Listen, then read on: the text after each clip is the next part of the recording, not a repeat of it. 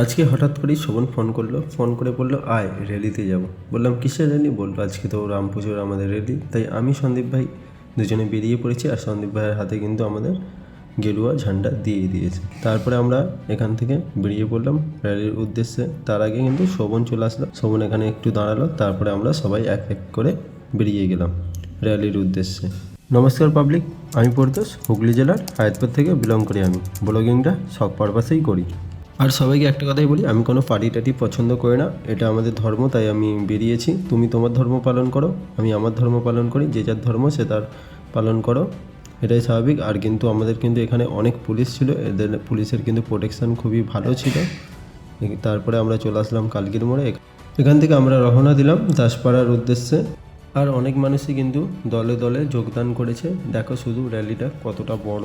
তারপরে এইদিকে তিনকর আর সন্দীপ ভাই এই সাইডে দাঁড়িয়েছিল। আমরা তারপরে চলে এলাম দাসপাড়ার কাছে। তারপরে এখান থেকে বেশ কিছুক্ষণ গাড়ি চালালাম, তারপরে পৌঁছে গেলাম আর ওখান থেকে চলে গেছিলাম বাড়ি।